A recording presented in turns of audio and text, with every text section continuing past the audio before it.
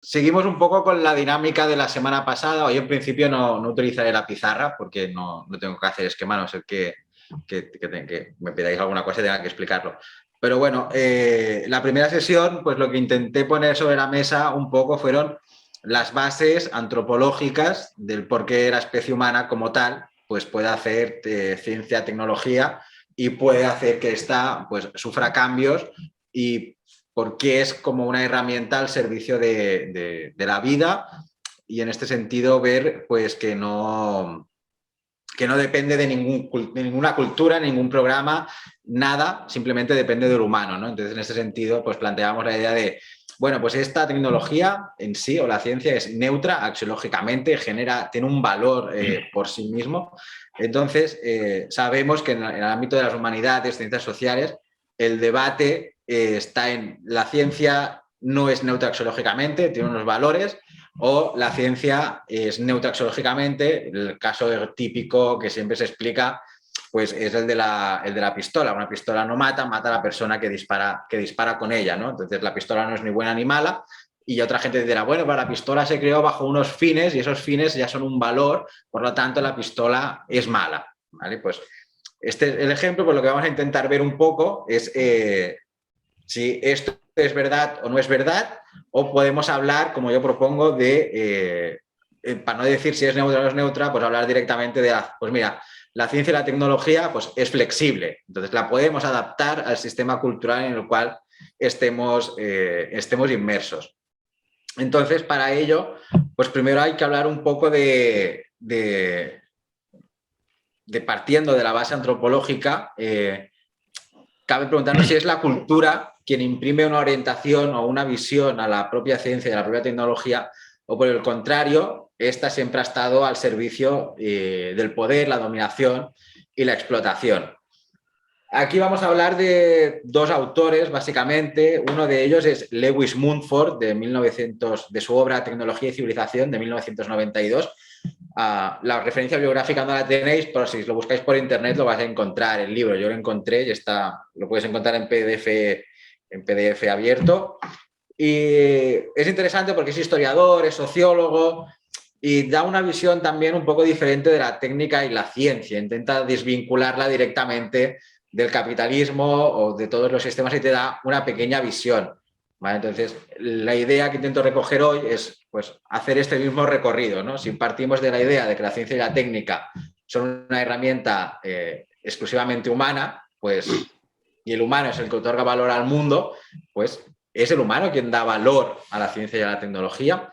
Entonces aquí empezamos con la cita de Mumford, que dice, pero mientras la técnica indudablemente tiene una gran deuda con el capitalismo, igual que la tiene con la guerra, fue sin embargo una desgracia que la máquina se viera condicionada desde sus inicios, desde la industrialización, por aquellas instituciones extrañas y adoptara características que nada tenían que ver esencialmente con los procedimientos técnicos o las formas de trabajo. El capitalismo utilizó la máquina no para fomentar el bienestar social, sino para incrementar el beneficio particular. Obviamente, el desarrollo de la técnica y la ciencia somos conscientes de que ha ido ligadísimo al capitalismo y sobre todo a la guerra, porque que hoy en día podamos tener drones para pasarlo bien y jugar es porque el ejército empezó a practicar con drones. Entonces, Internet igual, empezó como una herramienta militar y se ha acabado extendiendo. Vemos como la innovación se ha producido siempre más en el ámbito de la guerra que no en el otro, entonces luego se ha ido adaptando. Pero este hecho no puede restringir, no nos puede limitar a tener una visión crítica con el fin de ver o entender que estas herramientas humanas se han visto, como dice Mumford, condicionadas por aquellas instituciones extrañas. Obviamente, y yo parto de la premisa de que todo este debate empieza desde que empieza la industrialización. Es decir, si antiguamente vivíamos en un sistema agrario y pasamos a un sistema industrial, con el sistema industrial empezamos a hablar de un cierto capitalismo, de capitalismo naciente, empiezan a hablarse de todas las ideologías, cómo van surgiendo estas. Entonces, vivimos un cambio no solo a nivel tecnológico, sino a un nivel completamente, un cambio de paradigma cultural, ¿no? La humanidad pasaba de modelos culturales basados en la agricultura a modelos basados en la industria. Hoy en día, haciendo un paralelismo, podríamos decir que pasamos de modelos completamente industriales a modelos culturales basados en el conocimiento y en la ciencia y en la tecnología. Y este cambio, aparte de ser súper novedoso, porque mucha gente te podrá decir, no, pero es que este cambio ya lo hemos vivido. O sea, el ludismo fue como una contra a toda la industrialización que se estaba produciendo. Pues hoy en día estamos haciendo exactamente lo mismo. Pero yo pienso que no, que es más novedoso todavía, porque lo que estamos viviendo hoy en día ya es un desajuste sociocultural completo, ¿no? Entonces, yo parto desde la premisa de que en realidad no vivimos en sociedades del conocimiento o en ciberculturas, sino que estamos viviendo en un sistema híbrido, donde las viejas formas de la modernidad y de la industrialización pues están conviviendo con este paradigma cibercultural de sociedad del conocimiento. Entonces, para mí esta es la llamada posmodernidad, ¿no? Porque bien, cuando hablamos de posmodernidad nadie sabe de qué está hablando, sino que habla de una crisis de valor. Pero una crisis de valor, ¿por qué? Pues yo parto de la idea de que es porque si estamos viviendo esta ruptura cultural con la modernidad y con la industrialización clásica como se entendió, y estamos viendo nacer algo, pero bueno, nos ha tocado vivir en esta ambivalencia. Los cambios no son de hoy para mañana, todo lleva un cierto proceso. Pues para mí aquí también nace la oportunidad de cambio, de intentar reorientar la ciencia y la tecnología hacia finalidades pues, más humanistas o desde una visión de la cualidad humana, básicamente, o de entender que son herramientas humanas, ¿no? Pero siguiendo con la cita de Mumford, ve que las instituciones nacientes, o sea, el capitalismo naciente, se apoderó de la técnica y la ciencia, no para fomentar el bien social, sino para ponerla a su propio servicio y beneficio personal. El capitalismo, podemos decir que instrumentalizó bajo sus propias lógicas este hacer técnico, alejándolo de la supervivencia humana. Claro, tenemos que entender que el modelo capitalista en el fondo no deja de ser un proyecto axiológico colectivo, el del capitalismo. Y entonces, viviendo un cambio de paradigma, el sistema capitalista cogió este hacer técnico, estas herramientas humanas, y las instrumentalizó bajo su propia lógica. Entonces es como si el capitalismo parte desde el individualismo, del beneficio individual antes que el social, etcétera, la lógica de la técnica y la ciencia va a ser exactamente la misma. En vez de adaptar el instrumento al trabajo ya existente, en vez de decir, bueno, pues trabajamos así, hacemos tecnología para mejorar ese tipo de trabajo, lo subyugó juntamente con el trabajo a sus formas de hacer capitalistas. Toda la cosmovisión del capitalismo se aplicó a la ciencia y a la técnica. Entonces aquí podemos volver un poco a la idea de Ortega y Gasset sobre el bienestar, ¿no? El bienestar, en el fondo, es... Bueno, aquí vivimos en los estados del bienestar, ¿no? Pues esta idea del bienestar, en el fondo, ¿qué supone, no? Pues para el pensador español, que esta es una idea muy interesante, muy relacionada con Heidegger, como ya vimos la semana pasada, dice que la especie humana no tiene empeño alguno en estar en el mundo, sino lo que realmente quiere es estar bien, ¿no? Pues cuando yo leí esto, me pregunté, ¿pero qué quiere decir estar bien en el mundo, ¿no? O cómo usar la ciencia y la tecnología para estar bien. En este sentido, podemos interpretar que el nuevo modelo sociocultural que estaba surgiendo, es decir, el capitalismo naciente, la industrialización, impuso su idea de bienestar o estar bien bajo premisas ideológicas que, arropadas por las nuevas instituciones, porque claro, empezaron a surgir nuevas instituciones políticas, nuevas instituciones gubernamentales, que dieron a las máquinas pues una orientación alejada realmente del bienestar social y las aproximó al beneficio personal. Entonces, aquí, justo cuando podemos ver que hay un tipo de tecnología, un tipo de hacer técnico que estaba en unas lógicas agrarias y empezó a surgir la industrialización con los nuevos proyectos axiológicos colectivos, porque es un cambio de sistema cultural, pues ese capitalismo naciente se apoderó de ellos. Esto no creo que lo podamos ver, pero hay una crítica muy buena de otro anarquista que murió hace poco, que es Murray Bookchin, que tiene una obra que se llama El anarquismo en la sociedad del conocimiento. Me parece que también lo podéis encontrar, en la sociedad de consumo, que también lo podéis encontrar gratis por internet. Y te dice, justo cuando se produjo esta ruptura con el sistema agrario y sobre todo la industrialización, y empezaron a surgir las ideologías como el marxismo o como el anarquismo, dijo, ostras, los anarquistas vieron y los comunistas vieron una oportunidad de poder apoderarse de esa técnica y poder hacerla de otra forma. Pero ¿qué pasó? Que como las fábricas empezaron a poner máquinas y la clase trabajadora, la naciente clase trabajadora, empezó a verse desplazada, las grandes ideologías pasaron de trabajo para nadie a el trabajo para todos. Pasaron a defender los puestos de trabajo. Entonces, Bookchin dice que hoy en día, que esto es una problemática a la hora de hablar de la robotización de los puestos de trabajo, por ejemplo, las izquierdas siguen ancladas en lo que él llama puritana ética laboral de izquierdas, que en vez de defender la robotización de puestos de trabajo para liberar al ser humano de ciertos tipos de trabajo, lo que hacen las izquierdas es defender esos puestos de trabajo, aunque siendo pues, trabajos denigrantes, como puede ser la limpieza del alcantarillado o insalubres, o trabajos históricos como la minería. En vez de defender pues, posturas más, pues pongamos un robot a limpiar las alcantarillas porque eliminamos un cierto tipo de trabajo insalubre que puede acabar atentando contra la dignidad y la salud humana, pues acaban defendiendo esos puestos de trabajo, ¿no? Entonces, parto un poco con esta idea. Entonces, para ver un poco cómo las diferentes cosmovisiones empezaban a chocar.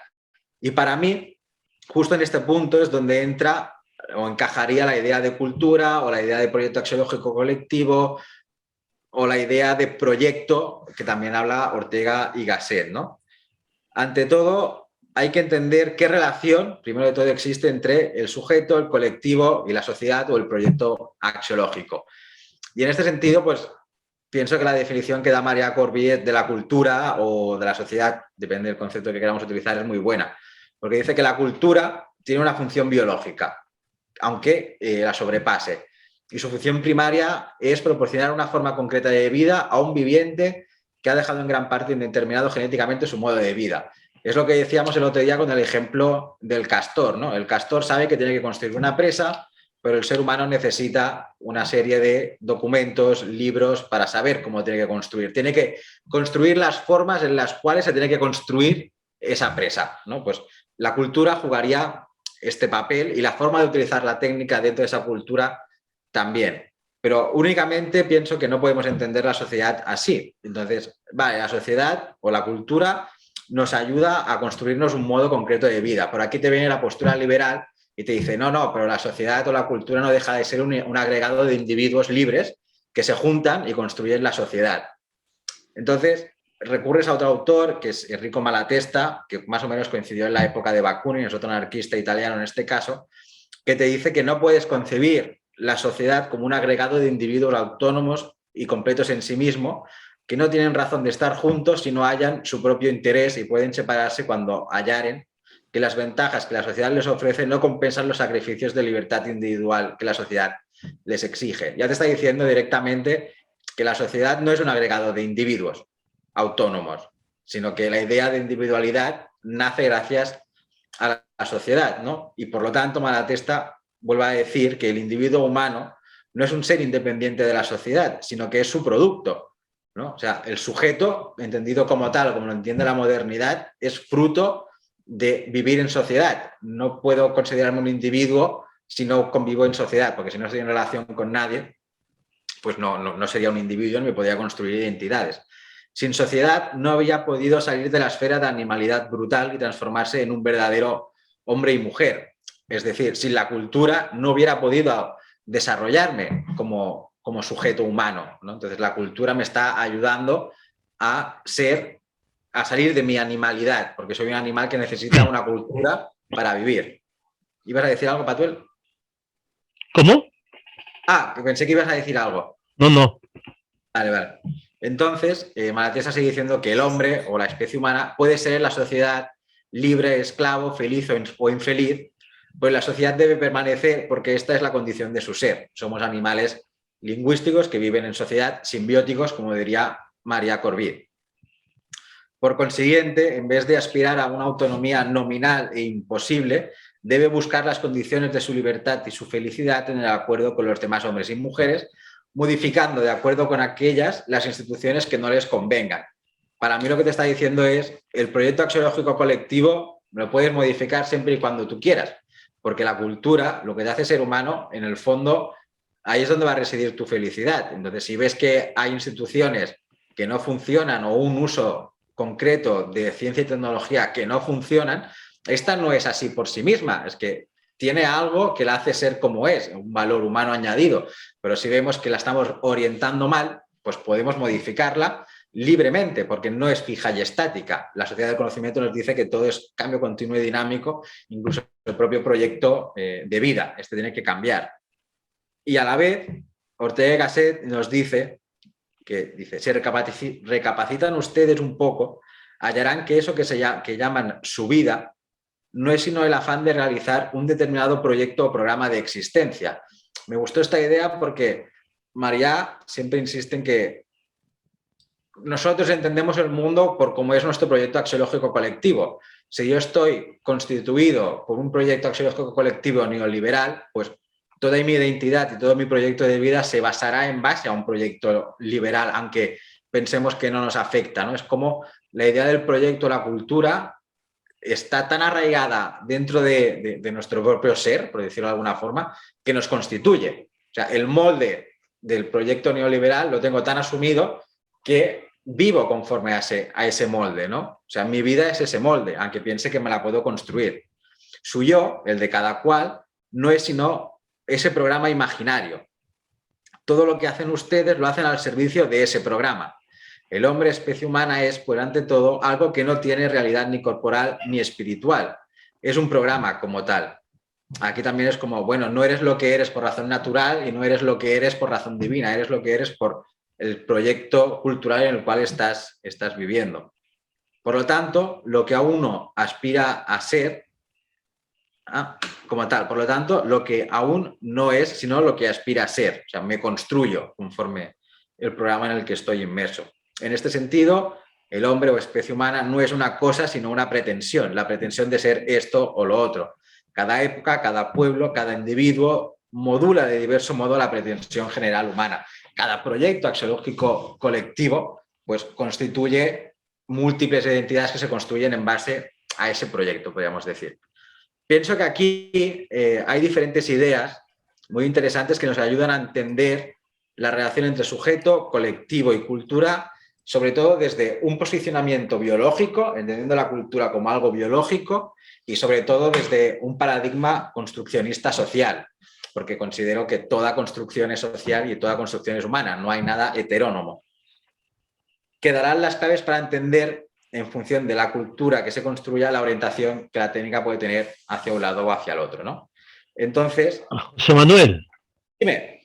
A ver, aquí es donde yo entro. Totalmente de acuerdo con lo que dice sujeto, colectivo y cultura desde un posicionamiento biológico y social correcto. Pero entonces la pregunta es, ¿ese ser humano qué estructura psíquica tiene?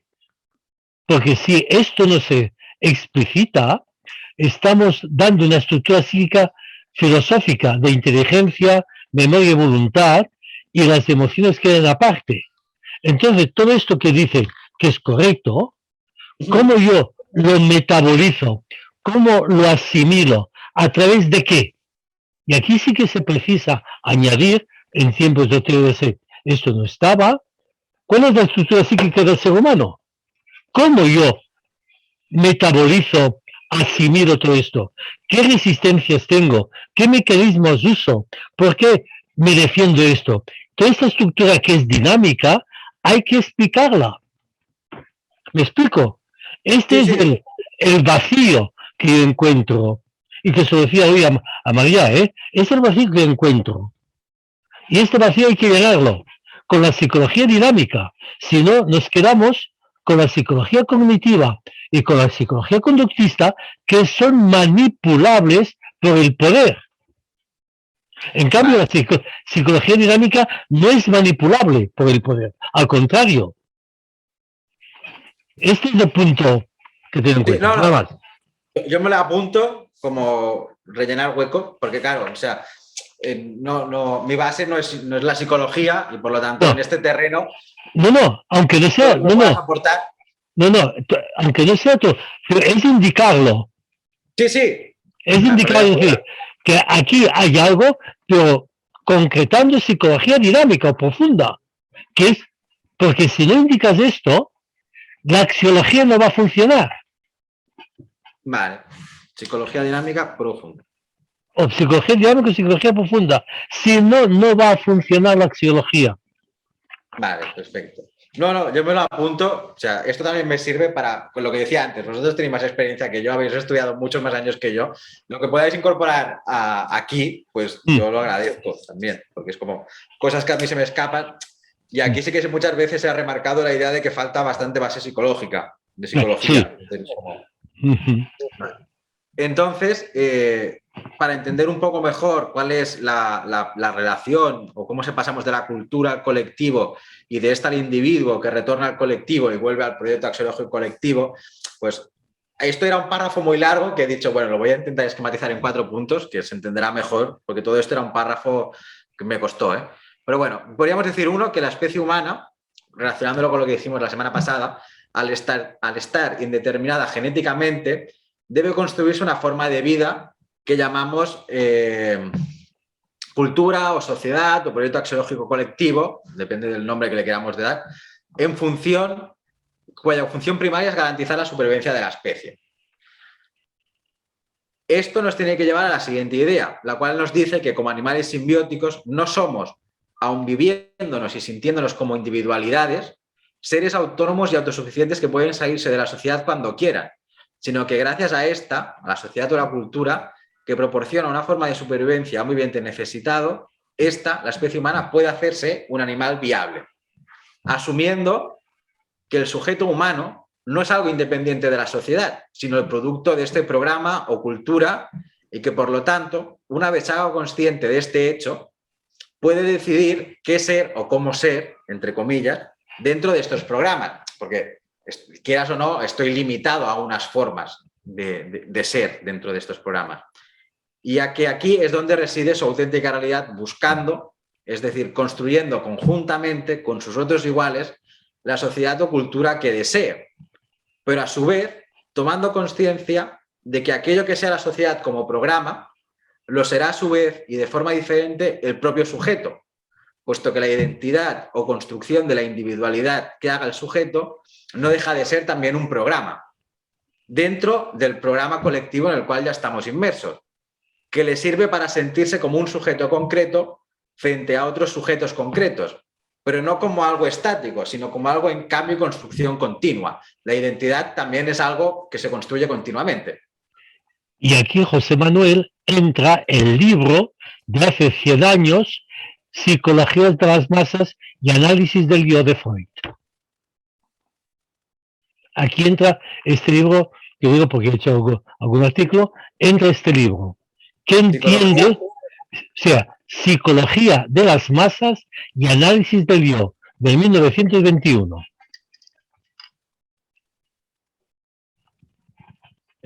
Freud, 1921. 21. Sí, hace 100 años. Sí. De Freud me he leído El malestar y la cultura. No, ese es de 1929. Sí, pero es el libro que la autónoma cuando estudia sociología te hacen leer. El malestar y la cultura, algunos capítulos. Pero bueno. Vale, pues sí, me lo dejo anotado también. ¿Vale?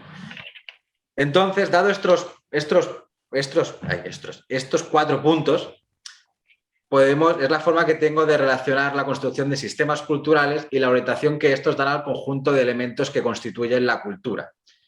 Explicándolo con más detalle, podemos decir que si el modelo capitalista, que es el actual sistema de supervivencia, y aquí hay una nota al pie de página, porque es como, hablamos de sistemas de supervivencia para hablar de un sistema cultural o programa colectivo. Esto no quiere decir que el sistema capitalista, por ejemplo, sus formas de ser sean viables y sostenibles para la supervivencia del colectivo y del planeta. ¿Vale? O sea, el sistema capitalista es un sistema de supervivencia humana, pero esto no significa que sea el correcto o que sea bueno para la supervivencia humana. Hablamos simplemente en este sentido. Esto basado en unos principios antropológicos duales, donde el ser humano debe y puede dominar la naturaleza, como os expliqué la semana pasada, y en unos modelos productivos, donde toda esa naturaleza o biosfera no es más que un recurso, un mero objeto a explotar en el corto y medio plazo, y entendiendo, como nos dice Mumford, que el capitalismo naciente subyugó a la tecnología a sus principios, es fácil de entender, ver cómo el capitalismo naciente, cómo el modelo impregna todas las esferas de la sociedad, incluida la propia construcción de la identidad humana, haciéndonos creer y sentir sobre todo que la tecnociencia es una herramienta de explotación propia del capitalismo y no la materialización del hacer técnico antropológicamente constitutivo del ser humano, y por el otro lado, que el ser humano es un individuo autárquico e independiente de otros sujetos y su entorno, y que por su naturaleza competitiva, idea extraída sobre todo del darwinismo social, debe y puede depredar su entorno incesantemente.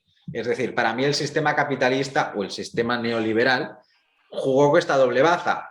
Soy un ser independiente de la sociedad y de la naturaleza que debe depredar el entorno con sus lógicas de explotación en el corto y medio plazo para lo máximo posible, y por el otro lado, como se apoderó, se flexibilizó mucho más fácil y se adoptó la técnica a sus formas de hacer, la gente dijo, ostras, pues la ciencia y la técnica es capitalista, es mala de por sí, está arraigada. ¿Por qué? Porque el sistema me ha hecho ver y entender la lógica que funciona así.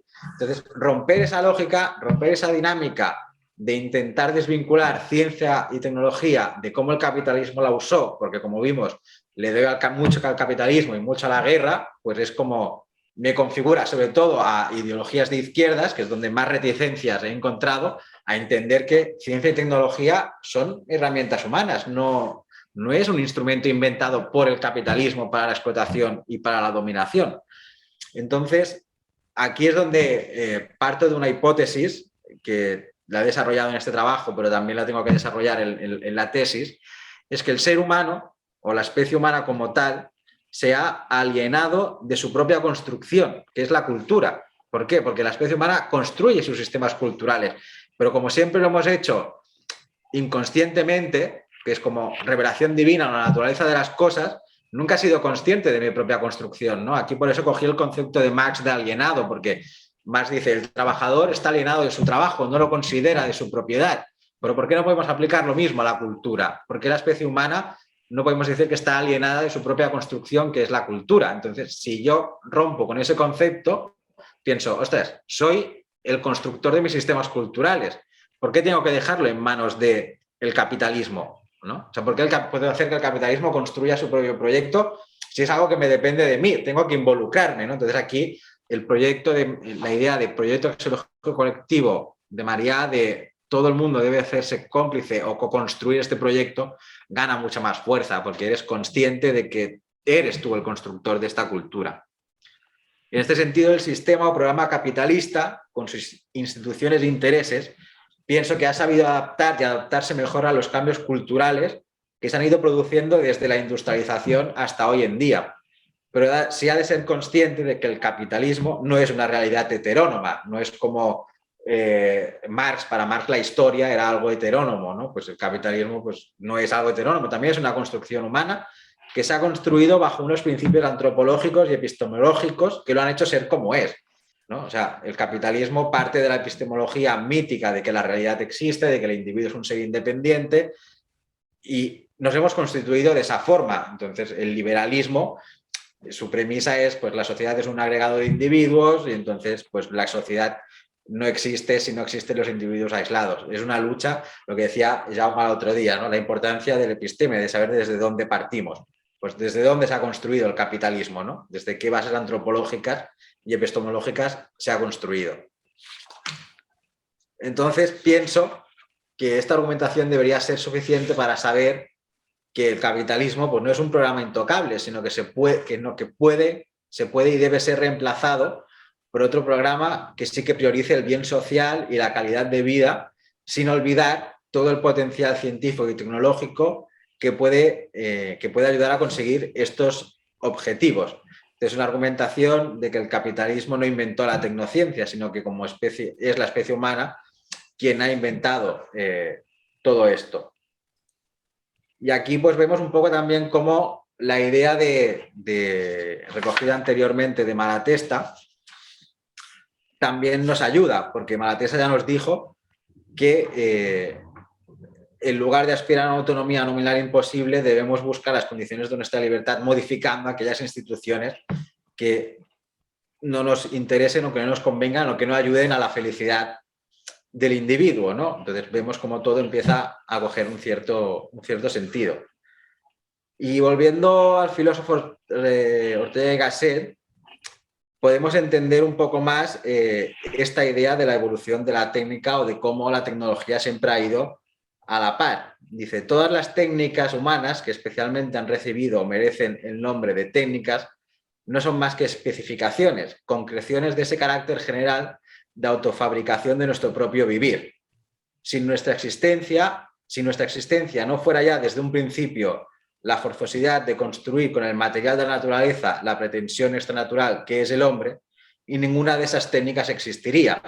Para mí vuelvo a poner de relieve que la especie humana, como partimos de la base lingüística de María Corbí, por la cual puedo manipular el entorno, pero lo hago mediante una técnica, todo lo que yo he hecho es técnico. Entonces la técnica me pertenece a mí como especie humana, no le pertenece a ningún proyecto. El proyecto le va a dar un valor a esa técnica, pero ella por sí no tiene un valor, porque es que la manejo yo, el valor se lo doy yo como ser humano.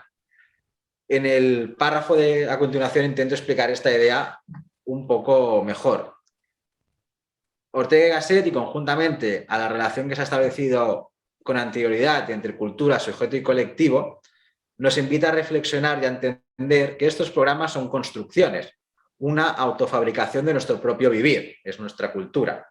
Dicho en otras palabras, nuestras formas de vida no son más que simples sistemas de organización social autoconstruidos de forma inconsciente y en las cuales se ha usado la técnica como un recurso de supervivencia.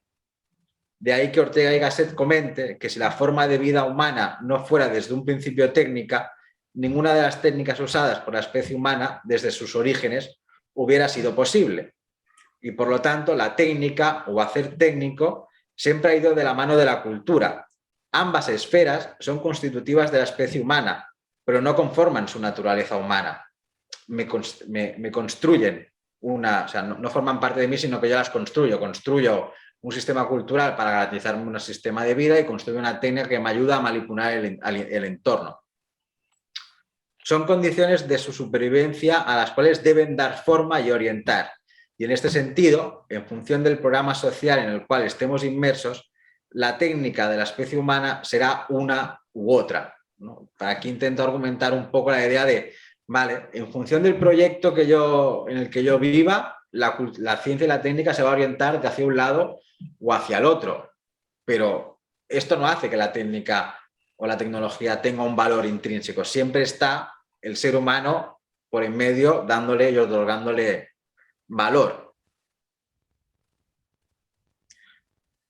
Y quizás la siguiente afirmación de Ortega y Gasset también intenta exponer un poco más esta idea, argumentando que cada vez más la técnica y la ciencia ganará un puesto cada vez más central en nuestra cultura. Entonces, él nos dice, una de las leyes más claras de la historia universal es el hecho de que los movimientos técnicos del hombre han aumentado continuamente en número e intensidad. Es decir, que la ocupación técnica del hombre se ha desarrollado con un indudable progreso, o lo que es lo mismo que el hombre o especie humana en una medida creciente es técnico, y no hay ningún motivo concreto para creer que eso no seguirá siendo así indefinidamente. Mientras que la especie humana viva, hemos de considerar su técnica como uno de sus rasgos constitutivos esenciales. Y tenemos que proclamar la tesis siguiente. El hombre, especie humana, es técnico. La técnica, por tanto, es creación creatio, no creatio ex nihilo, de la nada, pero sí, en cambio, un creatio ex aliquo. En este párrafo lo que se intenta o reitera es la tan necesaria afirmación de que la técnica es una capacidad de la especie humana, pero ya le suma una nueva cosa que la hace un poco más compleja y que hace que esta ligazón entre capitalismo y tecnociencia pues aún se coja aún más y sea más difícil deshacerlo, ¿no? Que es la idea de progreso. Yo entiendo que el progreso, en este sentido, no es teleológico, que no va hacia un fin más allá que el fin que le quiera dar el ser humano. pero pienso que Ortega y Gasset no iba encaminado, no iba mal encaminado con esta idea de progreso, porque los movimientos transhumanistas, los movimientos poshumanistas, los planteamientos cibos, las biotecnologías o incluso la impresión de alimento en máquinas 3D o la carne cultivada in vitro, que esto es lo que en principio en junio es de lo que hablaríamos, están ya presentes, ¿no? Entonces, con estos ejemplos se vislumbra la idea de cambio tal y como se recoge al final de la cita anterior. Pero esta idea de cambio, a su vez, muestra, como se ha intentado explicar, que el cambio cultural que se está viviendo, pasando de modelos industriales a posindustriales o modelos de conocimiento científico y tecnológico que afectan de forma inmediata a la técnica del propio humano y viceversa. O sea, el nuevo sistema cultural va a hacer que la ciencia y la técnica sean diferentes como se habían concebido, y esto va a afectar tanto al sistema cultural, porque es de conocimiento, de ciencia y tecnología, como a su vez al ser humano, porque está viendo que puede, por ejemplo, incorporarse tecnología en el cuerpo. Entonces, lo que hablábamos el otro día, ¿el transhumanismo es bueno o es malo?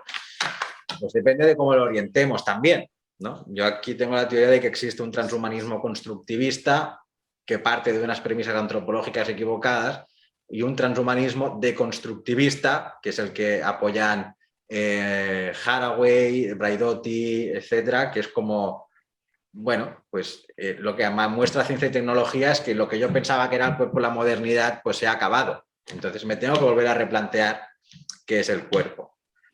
Entonces aquí hay otro apartado que es como la cuestión del cambio, o la adaptabilidad o la necesidad, ¿no? Visto el apartado anterior, se nos presenta un nuevo problema, que es el de la adaptabilidad o la necesidad de cambio. Y en este sentido nos preguntamos, ¿es el cambio tecnológico fruto del capitalismo o por el contrario es algo intrínseco a todos los sistemas culturales y condicionado por la evolución propia del hacer técnico humano? Y añadiríamos también a las formas de supervivencia. O sea, si cambia la forma de supervivencia, cambia el proyecto, pero dentro de un proyecto se producen cambios, ¿no? Entonces, volviendo a recurrir a Mumford, a su libro de Tecnología y Civilización, nos encontramos con esta cita que luego yo pues critico porque pienso que hay algunas cosas que no las tiene bien pensadas o dificultan la ruptura con la ciencia técnica y capitalismo, ¿no? Dice, realmente la necesidad de fomentar cambios continuos y perfeccionamientos, que ha sido la característica del capitalismo, introdujo un elemento de inestabilidad en la técnica e impidió a la sociedad el asimilar sus perfeccionamientos técnicos e integrarlos en una estructura social adecuada. Obviamente, ciencia y tecnología, y sobre todo hoy en día, va mucho más rápido. Entonces, para mí se produce como la sociedad está aquí, pero los avances científicos y tecnológicos están aquí. Entonces, como sociedad, no tengo la velocidad suficiente para entender los cambios tecnológicos hacia dónde van. A no ser que me dedique a investigar todos los cambios tecnológicos, se produce una brecha de conocimiento, ¿no? Hoy hablamos de brecha digital, de, bueno, pues hay gente que tiene internet y viven en una forma y gente que no tiene internet y vive de otra. Pues lo mismo, ¿no? Existe una brecha en el conocimiento o todo el potencial de ciencia y de tecnología. O sea, yo hasta que no descubrí lo de la carne in vitro, etcétera, eso tenía una brecha de conocimiento. Cuando lo vi y lo entendí, pude decir que me puse a ese nivel. Y es como, ostras, sí que cambia la cosa cuando entiendes la ciencia y la tecnología que hay hoy en día, ¿no? Entonces, para mí se produce como esta brecha. Al mismo tiempo que se ha desarrollado y extendido en el capitalismo mismo. Estos vicios han crecido, de hecho, desmesuradamente, y los peligros para la sociedad en conjunto han crecido asimismo proporcionalmente. Basta observar aquí la estrecha asociación histórica de la técnica moderna y del moderno capitalismo y señalar que, a pesar de su desarrollo histórico, no existe una conexión necesaria entre ambos. El capitalismo ha existido en otras civilizaciones que se encontraban en un desarrollo técnico relativamente bajo, y la técnica mejoró continuamente desde el siglo X hasta el XV sin intervención especial del capitalismo. O sea, la técnica ha ido cambiando siempre sin la necesidad de que esté el capitalismo de por medio. La técnica ha cambiado, el ser humano ha hecho que cambie la técnica, no es el capitalismo quien lo ha conseguido, ¿no? Entonces, pienso que aquí hay tres aspectos muy importantes a tener en cuenta para hablar del desarrollo de la técnica o de la no vinculación entre capitalismo y en tecnología. el primero de estos aspectos es la idea tan vigente hoy del cambio continuo, ¿no? Hoy decimos que vivimos en el cambio continuo, que todo es cambio continuo, etcétera. Y en el texto se dice que es el capitalismo quien fomentó el cambio, pero bajo mi punto de vista es plantearlo así, o sea, plantear que el capitalismo es quien impulsa el cambio, no implica la idea de que existe una ligación extrema entre tecnología y capitalismo. Si digo que el capitalismo es el que lo cambia todo, no que haya otras cosas como formas de supervivencia o innovación científico-tecnológica que provoquen los cambios. Entonces, pienso, no es el mismo desarrollo tecnológico y científico quien está acelerando el tiempo del cambio con sus nuevos productos, servicios y descubrimientos. María siempre tiene la misma teoría. Vale, todo cambia, pero todo cambia bajo el ritmo del capitalismo, porque le interesa sacar una innovación, explotarla al máximo y luego sacar otra nueva innovación. Si el capitalismo o la lógica de voy a explotar hasta el momento oportuno un producto no existiera, ciencia y tecnología quizás avanzaran mucho más rápido y el cambio aún sería mucho más rápido, cosa que haría que aún nos costará más adaptarnos a estos cambios tecnológicos. Considero, y esto es algo que se tendría que ver, que esto es uno de los debates que hoy en día se tienen que tener en cuenta, ¿no? Cómo adaptarnos al cambio, cómo hacer el cambio y sobre todo, cómo hacer que generaciones que no tienen una capacidad de adaptación tan rápida no se vean aplastadas ni marginadas por este cambio vertiginoso, ¿no? O sea, si queremos sociedades inclusivas, tengo que tener en cuenta que, por ejemplo, si robotizo sectores de trabajo, pues habrá gente que no pueda acceder a esos puestos de trabajo. ¿Qué hago con esa gente? No la voy a dejar marginada. Algo tendré que hacer con ellos, ¿no? Pues pienso que esto es uno de los debates más importantes que se tienen que haber hoy en día. El segundo factor, que es el que os he comentado antes, es la idea esta de la alienación de la cultura. Dice, el segundo factor que debe considerarse es la idea de crecimiento de los malos vicios causados por la pérdida de control sobre la ciencia y la tecnología. Es decir, si estoy alienado de mi propia construcción, que es la cultura, y de todos los productos que están dentro de la cultura, y dejo que el capitalismo las maneje, pues voy a hacer que la técnica se adapte a la velocidad que imprime el capitalismo. Y aquí podemos volver a plantear esta tesis que os he dicho. La humanidad ha perdido el control sobre su propia construcción, que es la sociedad o la cultura. Entonces, nos hemos visto despojados de todo ello. Y esto afecta directamente a que habernos alienado de nuestra propia construcción, que es la cultura, pues hace que el capitalismo se adapte mejor a los cambios producidos por la ciencia y la tecnología y que la humanidad no sea consciente o no reclame la orientación tecnológica y científica que antropológicamente pienso que le pertenece.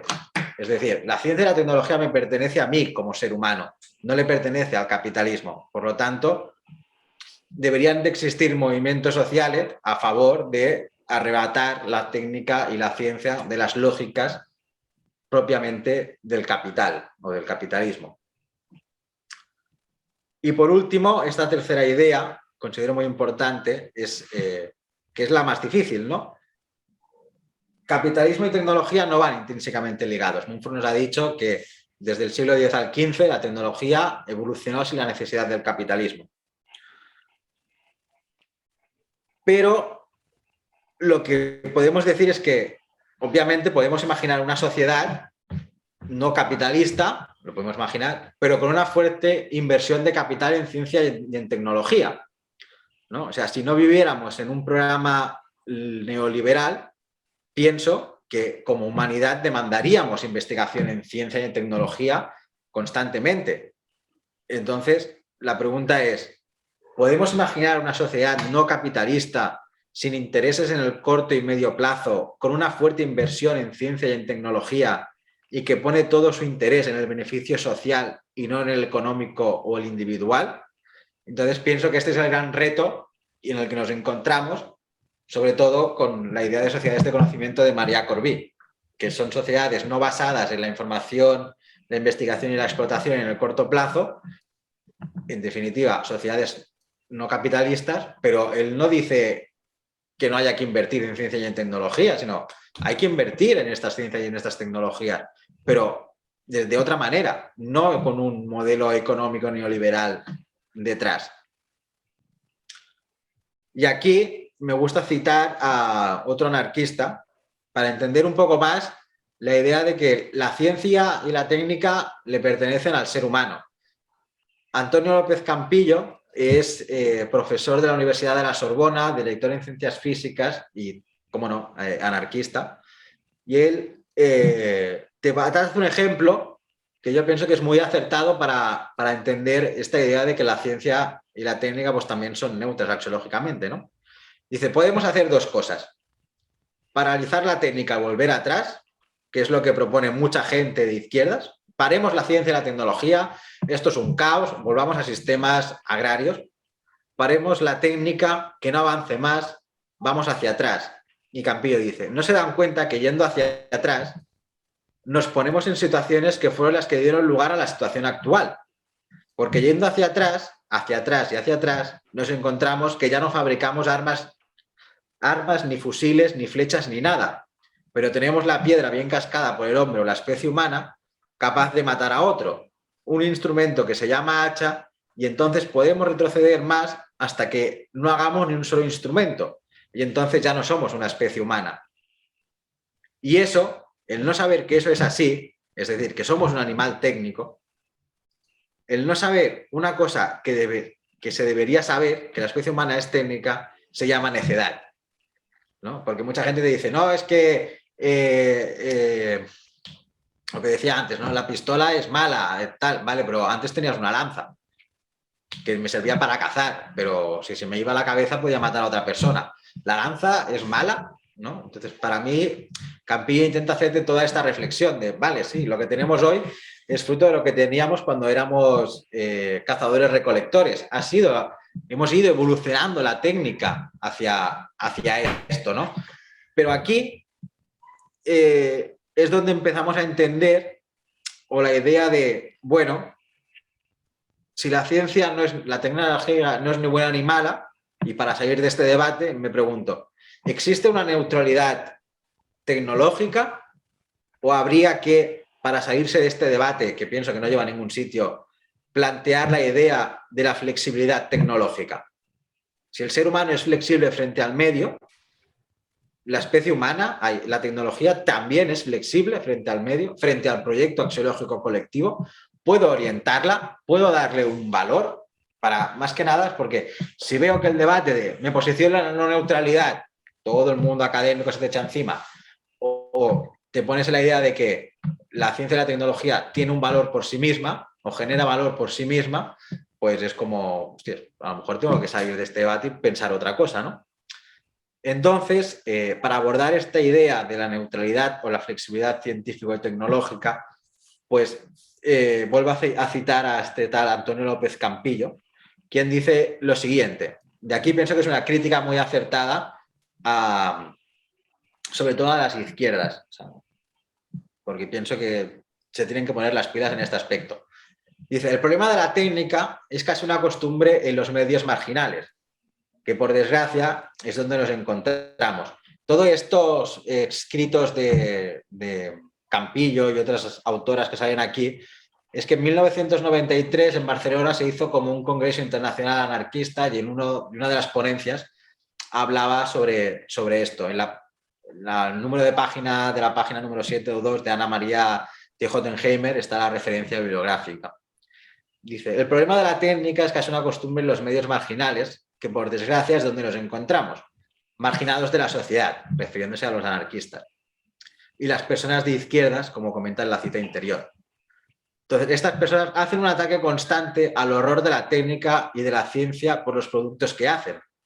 Esta posición de crítica, que es sana en principio, tiene un pequeño defecto, nos dice Campillo, y es que se atribuye a la técnica los males, eliminando la responsabilidad de la especie humana. Entonces, la especie humana es quien ha generado eso, le pone un valor. La técnica por sí no es ni buena ni mala, es lo que diríamos el uso que se le da, ¿no?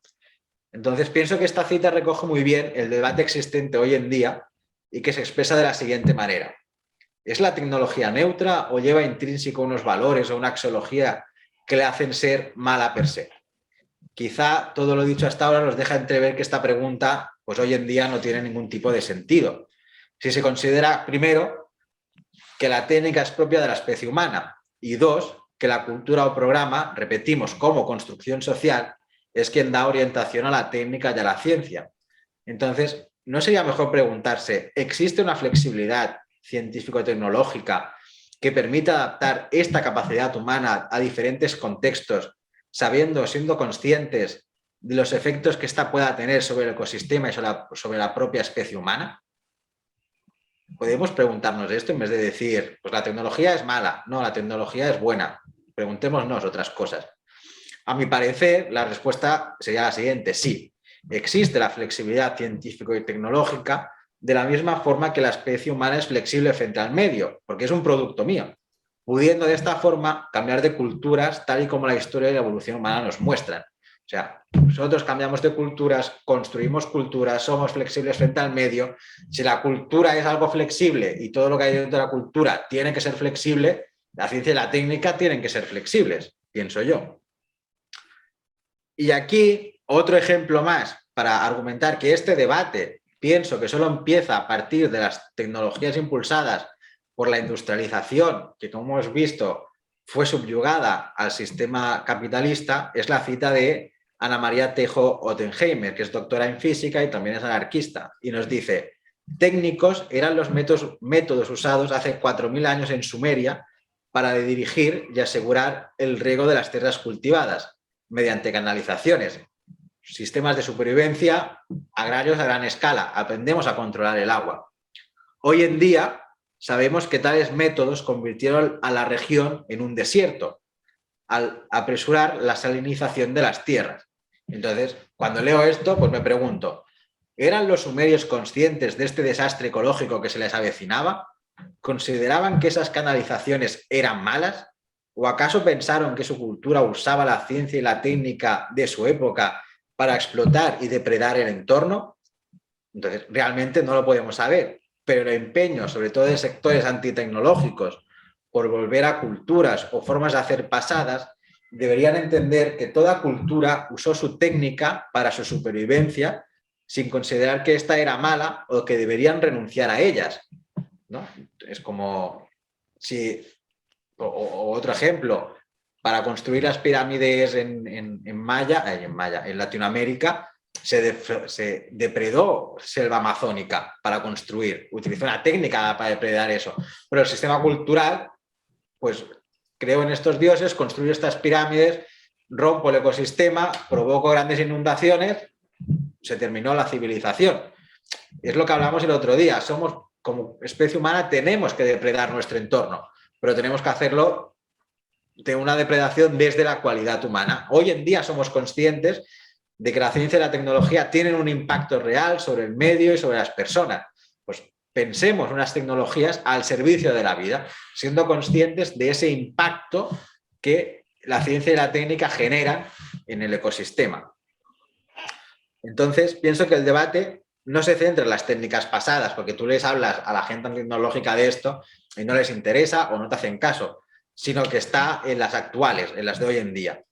Se sigue atribuyendo, como bien remarca Campillo, todos los males a la técnica sin hacer mención a la propia especie humana. La tecnología y la ciencia no saben nada ni del bien, ni del mal, ni del beneficio personal, ni del social. En este aspecto son ciegas axiológicamente. La especie humana sí que es consciente de todos estos hechos, no porque sean realidades heterónimas, sino por contraposición. Conozco el bien y el mal por contraposición y construcción social, sin olvidar el condicionamiento cultural. Otro ejemplo, y aquí es el papel que juega el contexto histórico en el cual se está viviendo para desarrollar o promover un cierto tipo de ciencia y de tecnología. Dice, y este es también un ejemplo de Tejo. Dice, cuando un grupo dirigido por Fermi logra construir en el 39 el primer reactor atómico, ningún científico pensó en bombas en ese momento. El fin básico para el cual se estaba trabajando era el estudio de las partículas subatómicas, por lo cual, por supuesto, se necesitaba un proceso de fisión nuclear controlado. Sin embargo, y dado el momento histórico, todo terminó en forma lamentable en las bombas de Hiroshima y Nagasaki. O sea, Es decir, cuando estoy investigando algo, no me pregunto, hoy como dice aquí, voy a estudiar esto para crear una bomba. Es el contexto cultural en el cual estoy viviendo en ese momento, el momento histórico, todo influye en que yo pueda generar bombas de Hiroshima y Nagasaki. Pero es lo que hablábamos antes, es un proceso no teleológico. No estoy investigando las partículas subatómicas para construir bombas. Las partículas subatómicas no saben que se pueden convertir en una bomba. Es el propio ser humano quien dice, tengo esto, se me está pasando esto, voy a construir bombas. Otra vez es el ser humano quien está dando valor y orientación a la ciencia y a la técnica. Este ejemplo puede darnos algo de luz para entender otra vez la flexibilidad científica y tecnológica y orientación por parte de la especie humana. Un fin de investigación como era entender o comprender el estudio de las partículas subatómicas terminó convirtiéndose no por sí mismo, sino por la acción humana en las bombas que devastaron Hiroshima y Nagasaki. De la misma forma que la investigación en virus para entender su funcionamiento y generar vacunas puede terminar siendo, y en algunos casos así lo hacen, en armas biológicas. El virus no va a decir, voy a convertirme en un arma biológica. Es el ser humano quien investigando eso, y dado a que puedo, si me dejo llevar por mi egoísmo o por cosas que no convienen en ese momento o por beneficios individuales, pues puedo convertirlo en un arma de destrucción biológica, pero por ello mismo no lo son. Como puede observarse, la ciencia y la técnica por sí mismas no son responsables ni de los bienes ni males de la humanidad. Estos dependen, en su último acto, del colectivo humano y de los fines que quieran lograr.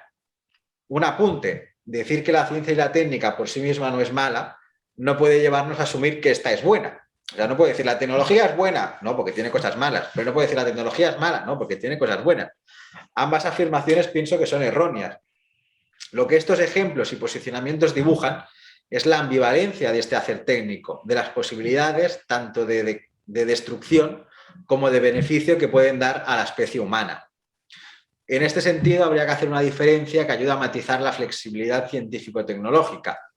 Un aspecto a considerar sería la técnica o hacer técnico del cual nos habla Ortega y Gasset, que como vemos es un puro acto humano, y un segundo aspecto sobre lo que podemos llamar la aplicación de la técnica o instrumentalización de hacer técnico, haciendo un paralelismo. Diríamos que el ser humano es un animal con la capacidad de construir culturas necesarias para su supervivencia. Y en este sentido tendríamos primero la capacidad humana de construir, gracias a mi determinación genética, a estar dotados por el lenguaje, etc. Y en un segundo plano, la forma en la cual esa capacidad se materializa para construir culturas. De aquí que tengamos diversidad cultural, si no seríamos todos iguales. Y no por ello, por considerar que la cultura es una construcción social, se dice que es mala. Es más, se reitera en que tiene aspectos que pueden mejorarse o que hay que hacer realizar cambios para tener una mejor cultura. Y siendo así, me pregunto, ¿no se podría aplicar la misma dicha a la ciencia y a la tecnología? Tenemos este tipo de tecnología, vemos que tiene todo esto malo. ¿Qué podemos hacer para que vaya al bienestar social o hacia el bien social?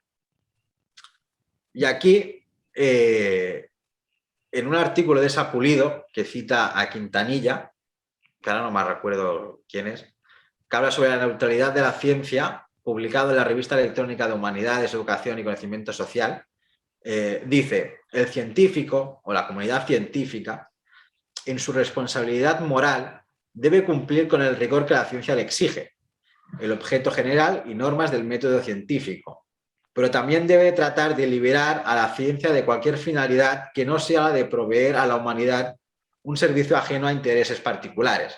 Es decir, en el momento histórico de la Segunda Guerra Mundial, el interés particular de Estados Unidos era acabar con la guerra en Japón. Y eso hizo que se construyeran las bombas nucleares que fueron a Hiroshima y Nagasaki. Si en ese momento la comunidad científica hubiera buscado otra solución que no fueran esas armas, pues los intereses particulares de un sector pues, no hubieran prevalecido. Necesitaríamos otra vez un cierto nivel de cualidad humana y cualidad humana profunda para hacer que la comunidad científica pues, silencie sus egos y sus intereses particulares. Esta cita pone de relieve la importancia de la afirmación de Campillo al decir que se han atribuido a la técnica todos los males sin recaer en la responsabilidad de la humanidad. Quintanilla reforzaría la tesis expuesta de que la humanidad se ha alienado de su propio hacer técnico, dejando este desarrollo en manos del capitalismo, que, como nos recuerda Mumford, ha subyugado la técnica a sus intereses privados. Pienso que con esta exposición queda clara la ligazón entre cultura y tecnociencia, pero cabe preguntarse, ¿cuál es el papel del científico y el tecnólogo en todo esto? Pues según la cita anterior, la de Pulido, su finalidad es la de ofrecer a la humanidad una ciencia y una tecnología libres de intereses particulares. En otras palabras, pienso que sería defender la flexibilidad científico-tecnológica denunciando los usos y abusos de esta, pensar en las consecuencias de sus actos y, sobre todo, poner de relieve que el hacer técnico tiene que estar al servicio de la supervivencia humana y no bajo los intereses del capitalismo. Esta liberación ayudaría mucho a la creatividad y avance de la ciencia, y así, nuevamente, Ana María Tejo nos comenta: como toda actividad humana no mediata, la ciencia es creativa. La presión social sufrida por los científicos es una de las causas fundamentales de la falta de producto en este campo. La búsqueda obsesiva de resultados puede llevar al bloqueo. Sin embargo, y ese es el problema, no se puede pensar por encargo, ni se puede pensar tampoco seriamente en algo que no nos interese. Es decir, el sistema neoliberal tiene unos ciertos intereses en la ciencia, en usar la ciencia y la técnica para su beneficio personal, que imposibilita que sea la ciencia y la técnica aún mucho más creativa y fuera de sus propios intereses, ¿no? Porque si le ponemos en valor que la ciencia y la tecnología deben tener un interés, que es el bienestar humano, la felicidad humana y la calidad de vida, pues obviamente entra en conflicto con los intereses de otro sistema. Se entiende, o al menos he intentado exponer, que la ciencia y la tecnología, como técnica o hacer técnico, no saben de moral, ética o valores, que estos son creados por la especie humana dentro de un programa o proyecto de vida concreto. Y es aquí donde se muestra la flexibilidad de la tecnociencia. Si el programa o proyecto de vida capitalista crea sus propias reglas de juego para instrumentalizar la ciencia y la tecnología, ¿puede otro programa de vida, otro proyecto axiológico colectivo, otra cultura con otras reglas de juego no capitalistas poner nuevas vías para la ciencia y la tecnología? Si la respuesta es sí, si pensamos que esto es posible, que puede haber otro proyecto axiológico colectivo, otra cultura, otro modelo social que pueda poner o reorientar la ciencia y la tecnología hacia el bienestar de la vida, veremos la adaptabilidad de la técnica y de la ciencia a nuevas formas de hacer y pensar no capitalistas. Pero si la respuesta es no, pues pienso que solo queda asumir las visiones apocalípticas de un mundo dominado por esta técnica subyugada al neocapitalismo.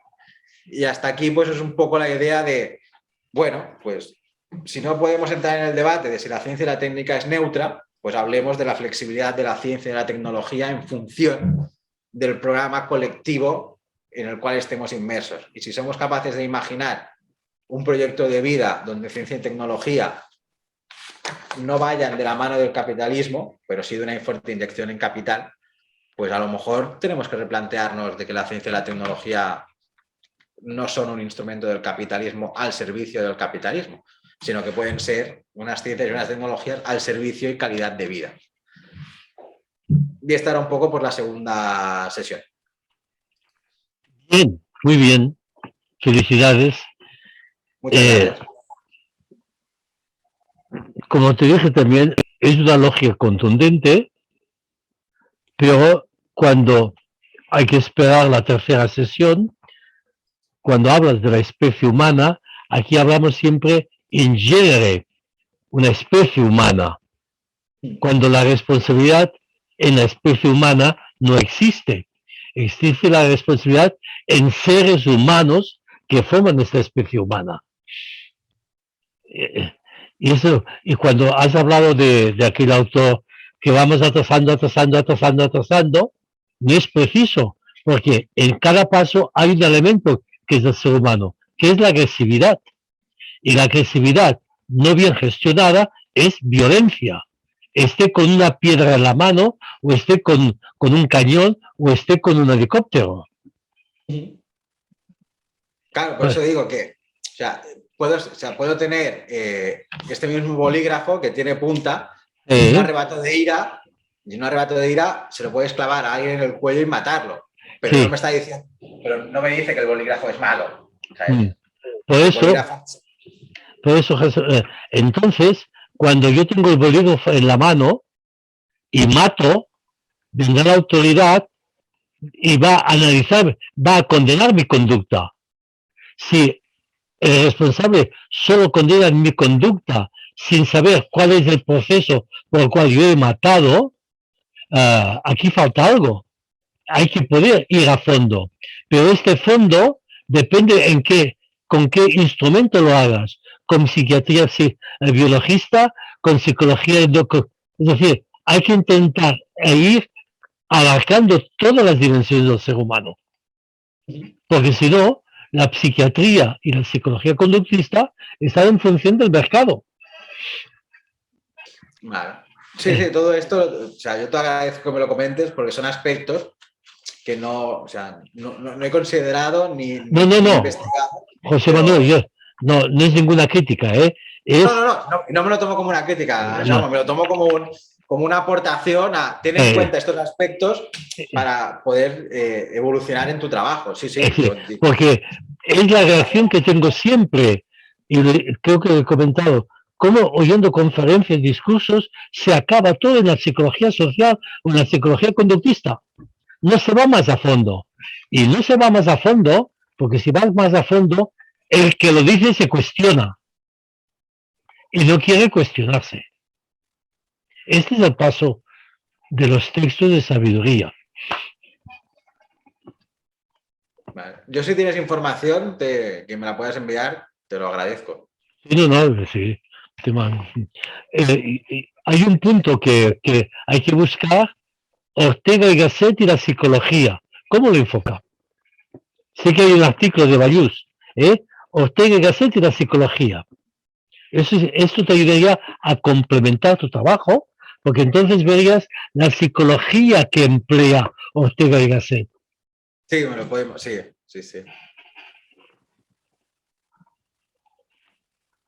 Porque si no, ¿dónde caemos? Que en tiempo de Ortega y Gasset era lógico. Y eso ha sido hasta el final. Entonces cogemos la psicología filosófica, la clásica, que es memoria, entendimiento y voluntad, sin tener en cuenta el mundo inconsciente y el mundo emocional. Este hay que dominarlo, sería Platón y compañía, malentendido. En cambio, si tienes en cuenta el inconsciente de las emociones, el enfoque es distinto. Ese es como digo yo, el antes de Freud y después de Freud. Y eso hay que tener en cuenta, porque muchas personas, aquí digamos, el discurso de Ortega y Gasset me sonaría con la psicología antes de Freud. Esa sería la aportación mía para ampliar y profundizar este aspecto.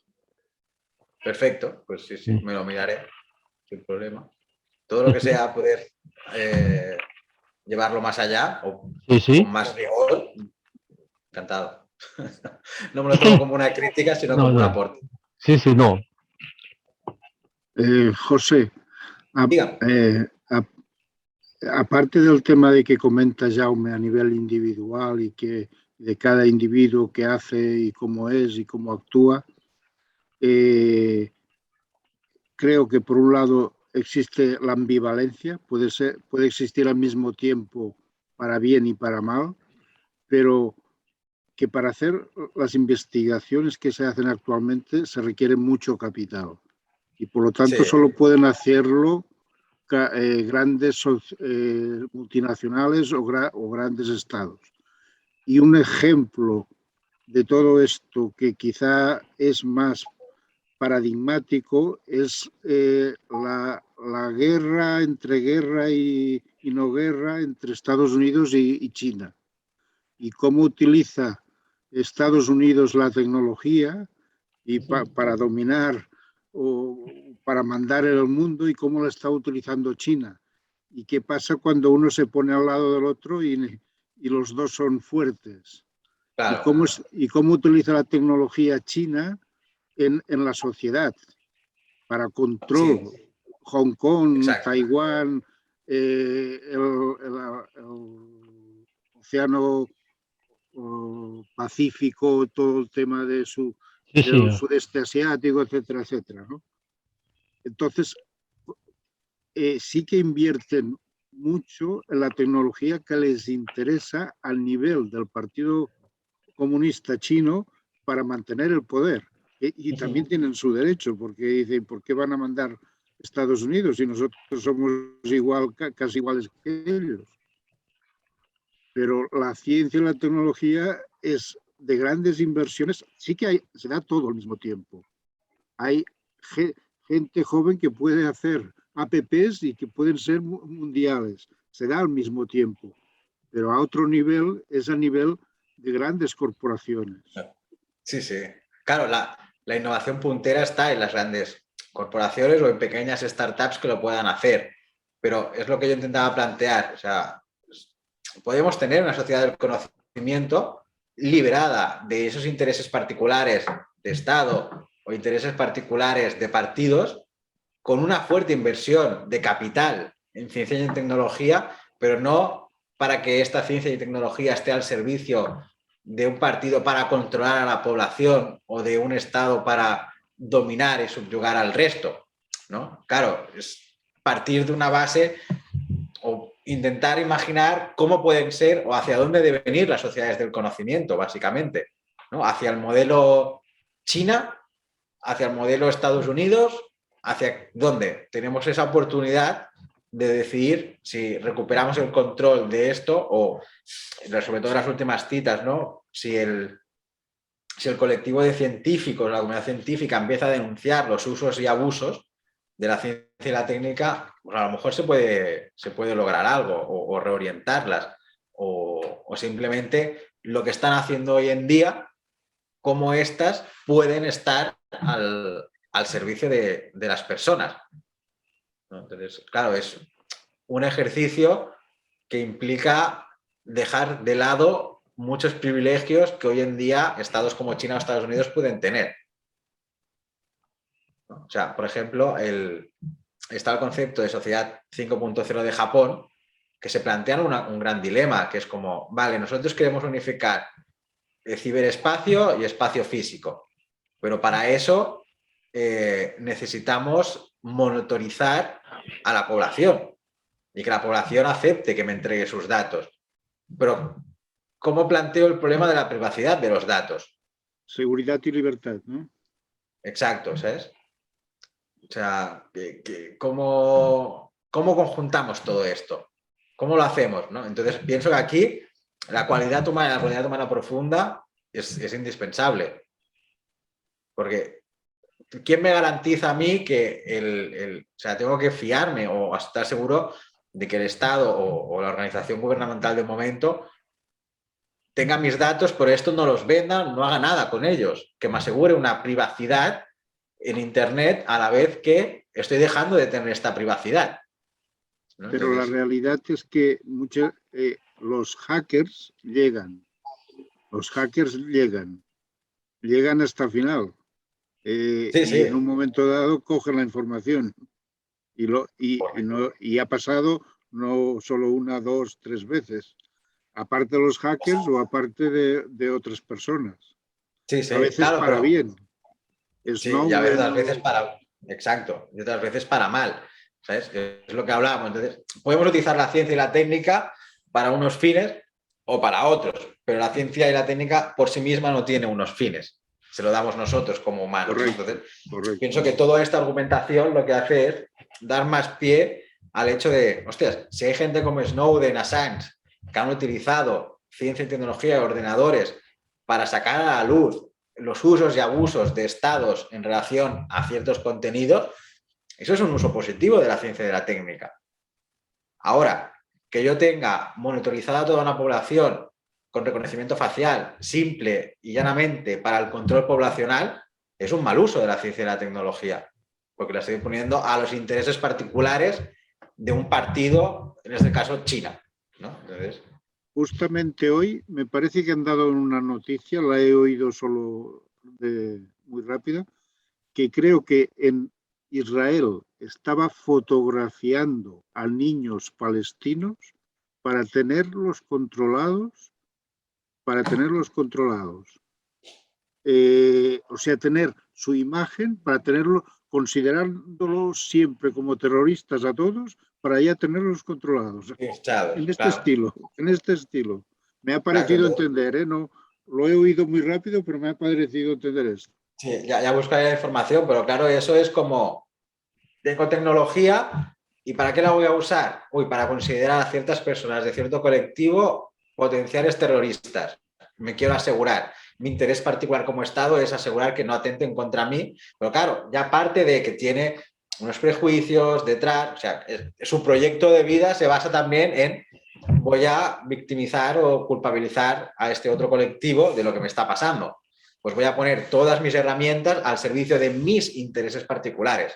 Obviamente, sociedades del conocimiento con estados autárquicos, individuales, enfrentados entre sí, tampoco podrían ser, ¿no? Pues ya que María Corby dice que sociedades del conocimiento tienen que ser en interdependencias entre equipos, entre países, entre gobiernos, entre todos. Y en esta interdependencia, obviamente está IDS e ICS. Y la última S es servicio mutuo. O sea, yo tengo que estar al servicio mutuo de otras personas. No voy a aprovecharme de otras para mi propio beneficio. Entonces, simplemente es plantear la idea de que si la ciencia y la tecnología se pueden utilizar de diferentes formas en diferentes contextos, hay una flexibilidad, no es ni buena ni mala. Simplemente dejemos de decir que la ciencia y la tecnología tiene un valor por sí misma. No, el valor se lo doy yo como humano, que soy el único que entiende de los valores, ¿no? Entonces, simplemente era hacer patente esta visión de vale, no hablemos de neutralidad o no, hablemos de flexibilidad. Pues siguiendo la lógica de si soy flexible, pues la humanidad, la ciencia y la técnica, pues tendrían que ser flexibles. De acuerdo. El tema que has tocado, Jordi, es un tema de plena actualidad.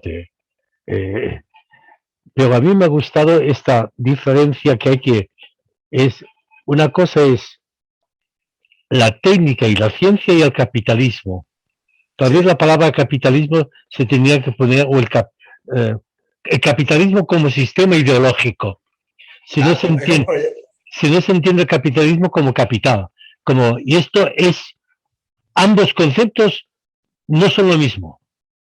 El capital siempre ha existido. Ahora, cuando el capital haga un sistema ideológico, tengo el capitalismo, que es el que usa la ciencia y la tecnología en beneficio del capitalismo. Exacto.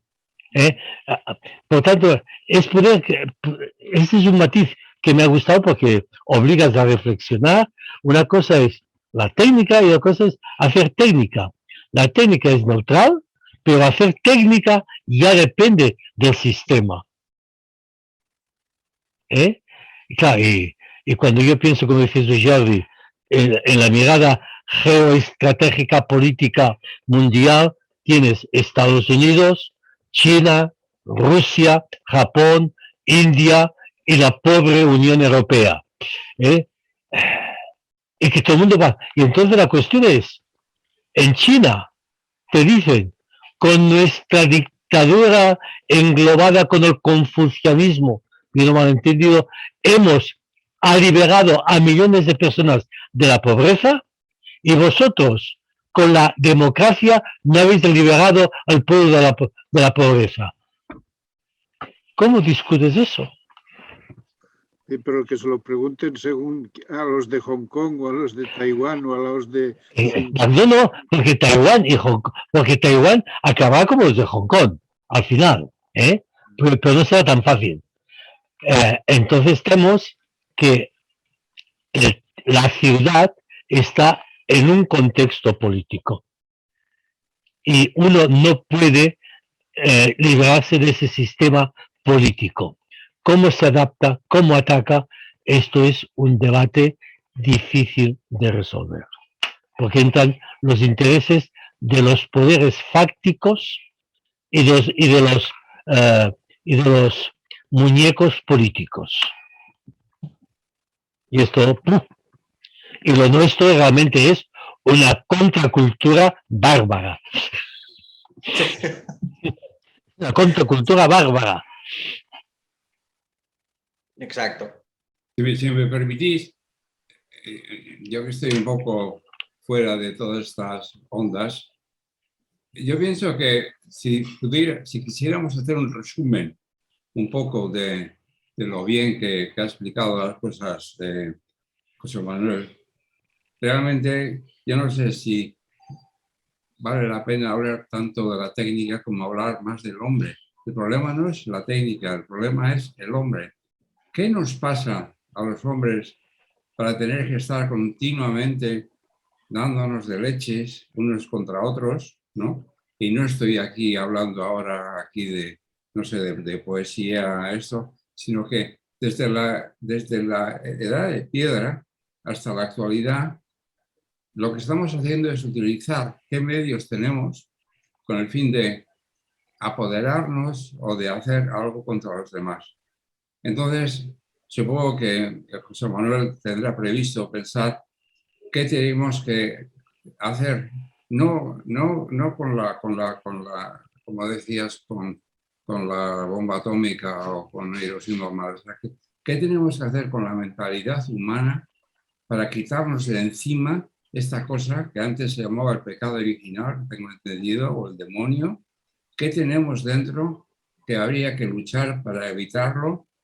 Y con lo cual no solamente hablaríamos de qué aplicación hacer a las cosas o a la técnica, sino qué aplicación tenemos que hacer en nosotros mismos, qué nos pasa para tener que actuar de la forma que estamos actuando desde que el hombre es hombre. ¿No existe alguna posibilidad? Supongo que José Manuel tiene previsto algún tema de este tipo, y no solamente en función de lo que comentábamos del sistema 5, creo que se llama, ¿no? De sociedad 5.0, Sí. 5.0. Sociedad 5.0. Sino ¿qué hay dentro del hombre en general para tener que estar constantemente utilizando los medios disponibles para cascarnos unos a otros, para ser más poderosos que los demás, para ser mejores que los demás, para demostrar no sé qué? ¿Qué tenemos dentro que nos fastidia para hacer eso? Lo cual ocurre con el 99,999%, no con el 0,00001%. ¿Qué tiene ese 0,001% que no tengamos el resto? Oye, algo así, ¿eh? Sí, no, o sea, pienso que la pregunta en el fondo es muy acertada, ¿no? O sea, dejémonos de decir si la técnica tal o tal y empecemos a preguntarnos por el ser humano. ¿Por qué el ser humano hace esto? Claro, aquí pienso que, al menos por lo que he podido estudiar desde que estoy con María, es nuestra estructura humana básica de somos un animal depredador, tenemos un ego, pero si ese ego, y aquí ya seguramente Pascual me corregirá, lo construyo en relación a, pues, poniendo el ejemplo, ¿no? Soy un hombre blanco, heterosexual, y este hecho pues ya me otorga una serie de privilegios por razón naturaleza o por razón divina que va a hacer que cualquier persona de cualquier otra etnia sea inferior a mí. Ya me estoy construyendo en oposición al resto y considerando que lo mío es mejor. Por lo tanto, si a ti no te considero ni sí, a pero mí... perdóname, eso es una descripción de una situación, pero no es una solución a una situación, es una descripción. No, la solución para mí pasa por el cultivo de la dimensión absoluta y desegocentrar el ego. Claro, es un proceso complicado y largo, ¿no? Entonces, claro, si pienso que... José Manuel, aquí viene la psicología profunda. A esta respuesta tuya. A esta pregunta viene incluir cómo se hace este proceso. La respuesta la tiene la psicología, no la sociología, ni la conducta humana. ¿Qué hay detrás de esta conducta humana? O la neurocirugía. ¿Cómo? O la neurocirugía. Sí, no, por tanto, las neurociencias tienen su importancia para dar a conocer más material nuestro. Pero claro, aquí nos encontramos algo que siempre ha existido en todas las culturas, que es esta para usar la palabra, esta cualidad humana profunda o esta interioridad. Esto ha estado en todas las culturas, teístas y no teístas. Y claro, todo esto, ¿qué pasa? Entonces, leyendo los textos de Confucio con los políticos, no digamos, ¿eh? Sí, sí. O sea, pero hay que... es el proceso madurativo integral del ser humano. Lo que pasa que ese proceso, que es muy conveniente y necesario, es individual, pero esto hay que extrapolarlo a toda la sociedad y a todo. No, Jordi, este progreso se hace si es relacional. Si no es relacional, no hay este progreso. Punto. Y por eso en el artículo que citaba de Freud, Freud lanza que no hay diferencia entre la psicología social y la psicología individual. Porque el ser humano es relacional. Y si no se relaciona, no hay progreso madurativo. Vale, pero yo lo que digo, estoy de acuerdo contigo con lo de las relaciones, pero digo, ¿cómo hacemos esto a nivel internacional, a nivel de todo el mundo? Bien, entonces yo me pregunto, ¿cómo vamos a hacer a nivel internacional si internacional nos peleamos? ¿Qué es lo que está pasando actualmente en la Unión Europea? Por eso, ¿Qué es lo que conocemos? Claro, no es fácil porque aquí entran escala de valores distintas. Y entonces, claro, el ser relacional, al ser el ser humano en red relacional, los responsables que buscan el bien relacional o el bien de su propio poder. Aquí está la cuestión. Pero se busca el origen de las cosas, no la descripción de las cosas, sino No, el no, origen pero, de las cosas. no. El origen es este aspecto tan primario del ser humano que es una constatación que pide una maduración. Sí, el ser humano, desde que está en el seno materno, ya pide un proceso de maduración, que la madre y el padre se cuiden, que haya unos nacimientos voluntarios, adecuados. Aquí empieza todo. Y que los primeros meses sean cuidados por la sociedad. Todo eso es nuevo desde hace 50 años, ¿eh? José, una pregunta. A nivel de la universidad y de lo que te hayan explicado y tal, en los últimos años el crecimiento es exponencial. O sea, la evolución tecnológica es exponencial, como no había pasado en toda la historia. Y en muy pocos años. Entonces, la gente que es prospectiva de lo que vendrá, que entiendo que debe haber distintos escenarios, ¿hacia dónde se decantan? ¿Qué es lo que creen que va a pasar o qué escenarios prevén? A ver, la gran mayoría son bastante pesimistas a nivel académico.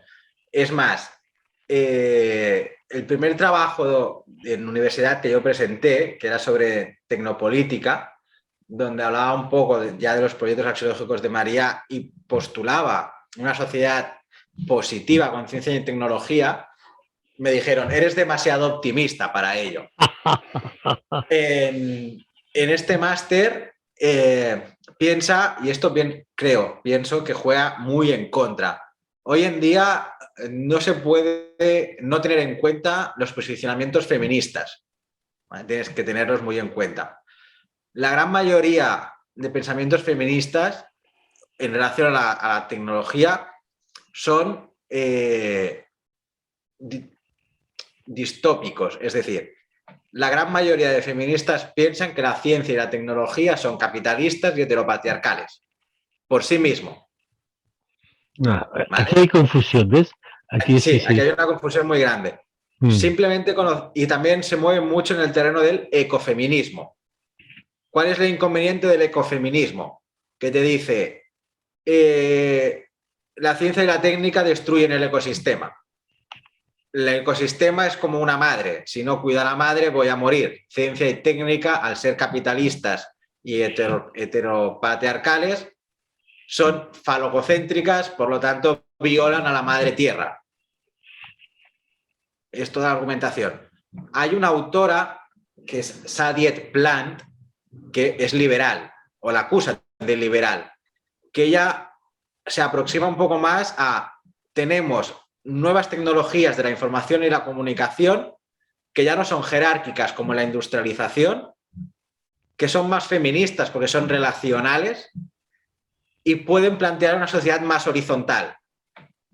Las grandes feministas del feminismo cultural radical y marxistas la critican porque es liberal y como es liberal está a fin de los intereses del capitalismo. ¿Cuál es la cosa? Que todas las feministas, esto lo tengo escrito también, te lo puedo pasar. Sí, Todas las feministas en el blog está. Todas las feministas radical cultural y de estos marxistas dicen o ven la necesidad de que se necesita una agenda política para reorientar la ciencia y la tecnología y alejarla de todo el dominio capitalista, heteropatriarcal, heteronormativo. Pero a su vez consideran que estas ciencias y estas tecnologías son así por sí mismas.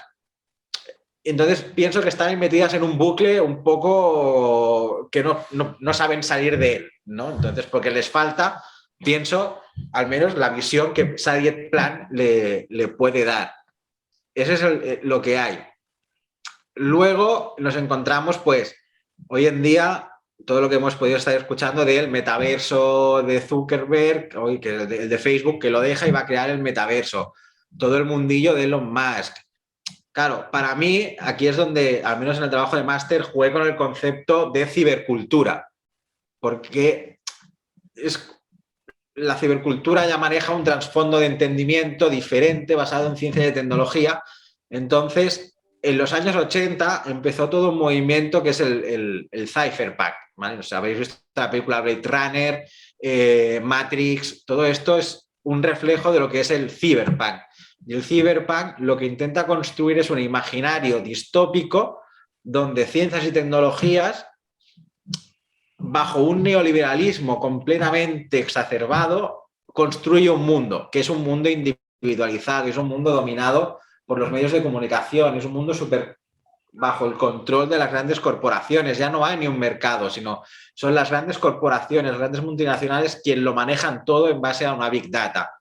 Entonces, pienso que los intelectuales de Europa, sobre todo, que son bastante tecnófobos, han asumido que ese es el escenario al cual vamos y solamente se dedican a hacer crítica a que la tecnología es mala. Para bien, me he dado cuenta de que en Latinoamérica, por eso muchos de los autores que utilizo son latinoamericanos, tienen muy presentes que esto se puede cambiar, se puede hacer de otra manera, ¿vale? Pero también les falta algo porque, claro, tienen a Estados Unidos arriba y ven lo que el capitalismo es, pero pueden hacer una desvinculación más fácil o intentan hacerlo de otra manera, ¿no? Entonces, pienso que desde CTR ahora hoy en día con la sociedad de Japón 5.0 son los primeros o primeras aproximaciones a un escenario que podríamos llamar, para diferenciarlo de lo distópico, utópico de sociedades basadas en ciencia y tecnología. Es lo que decía al principio. Hoy en día pienso que vivimos en este sistema híbrido donde aún perduran formas industriales de hacer y nuevas formas de estas sociedades del conocimiento, de estas ciberculturas.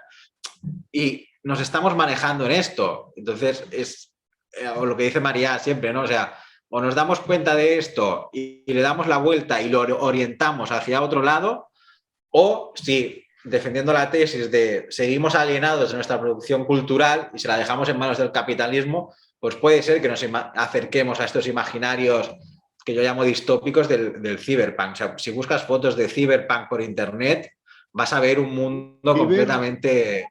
¿Ciber? Sí, cyberpunk. Sí. Vale. Sí. O sea, porque es como, o sea, está compuesto por ciber, de todo lo cibernético, el imaginario de pensar cómo van a ser las relaciones humanas mediadas por las máquinas, con robots, con inteligencias artificiales de por medio, y el punk por el pesimismo que el movimiento punk, sobre todo en Inglaterra y aquí en el norte de España, el País Vasco, con grupos como Escorbuto, Cicatriz y todo esto, se reflejó de la sociedad. El paso a la democracia es una decepción, todo es mentira lo que me estás contando, ¿no? Entonces, el ciberpunk lo que hace la crítica es como tecnología para todos, pero hay una visión decadente detrás. No sé si has mirado alguna vez alguna película de animación japonesa. Poco, muy poco. Había mirado alguna de Viaje Chihiro. Hay un clásico que fue de los pioneros del cypherpunk, que es Akira. Akira. Sí, está en Netflix, dura 2 horas la película, por eso, pero es de las pioneras del cypherpunk en Japón. Y una cosa que a mí me gustaría estudiar, pero no sé cómo hacerlo porque es algo más, no sé si psicológico o axiológico, es por qué Japón, por ejemplo, viviendo lo peor de la ciencia y la tecnología, que fueron las bombas atómicas de Hiroshima y Nagasaki, son tan defensores de la robótica y de ciencia y de tecnología. Y en Akira, por ejemplo, es como, o sea, no es un spoiler, pero es una sociedad cypherpunk post sociedad tecnológica. Es como la sociedad tecnológica ha caído, ha derrumbado, nos ha llevado a lo peor de todo, pero aún así no renuncio a ciencia y a tecnología para conseguir cosas, ¿no? Y aquí en Europa, que yo pienso y defiendo la tesis, que es por haber vivido un proceso ludista, donde vimos que como la tecnología limitaba o quitaba al ser humano o a la especie humana o a las personas del trabajo, ¿no? Y es como me voy a luchar contra las máquinas, somos tan reticentes a esto, ¿no? Porque Corea del Sur o Japón lo aceptan sin ningún tipo de problema, también porque decía Patuet, de un confucianismo donde la seguridad colectiva prima más que lo individual, y en Europa es mucho más todo individualista, donde lo mío prevalece por encima de los demás. Es como, ¿por qué Europa es tan reticente a esto? Pero a la vez, países como Japón o Corea del Sur, pues si tengo que tener cámaras de videovigilancia en las calles todo el día grabando, no me supone ningún problema, porque sé que va para el beneficio de la comunidad, lo que tú decías antes, ¿no? Libertad y seguridad en todo esto. Pues un poco... ¿Puedes deletrear Cyberpunk?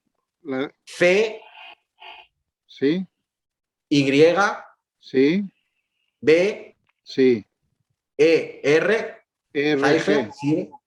No, vale. Ciber, C-I-B-E-R, Ciber y P-U-N-K. Vale, vale. Y otra pregunta, si tenemos tiempo. Sí, sí.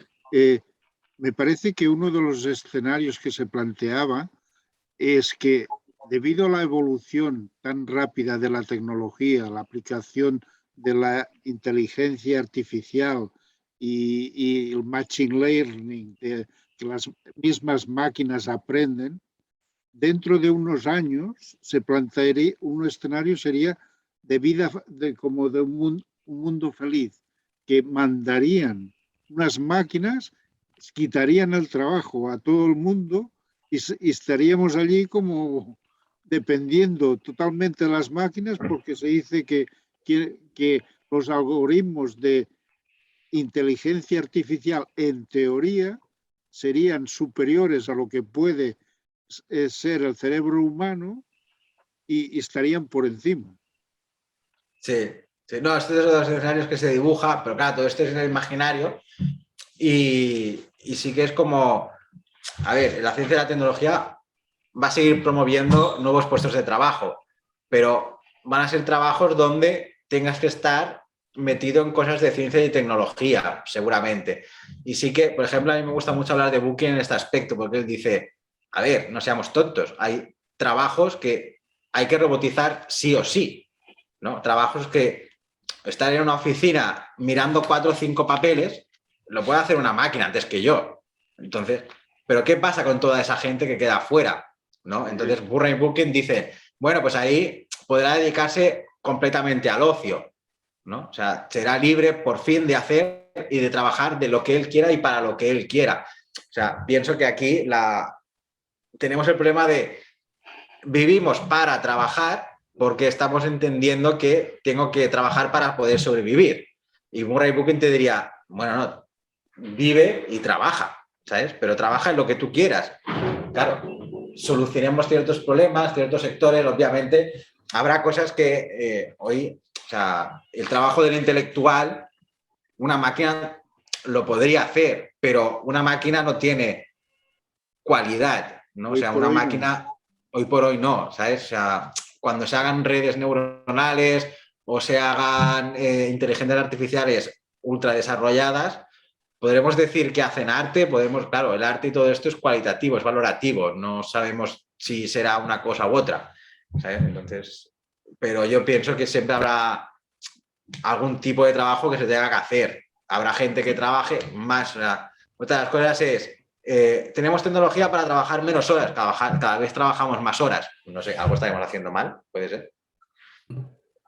Si tengo tecnología que me tiene que aliviar el trabajo, pues ¿por qué sigo trabajando más horas si hay cosas que no? ¿sabes? Y esto es otra cosa que, por ejemplo, si lo encuentro os lo pasaré. Es un reportaje que también hacen en una universidad de Japón que dicen, una inteligencia artificial puede coger todos los archivos de una persona y en 10 minutos analizarlos y decirte qué enfermedad tiene, cosa que un equipo de médicos a lo mejor tarda 3 meses en hacerlo.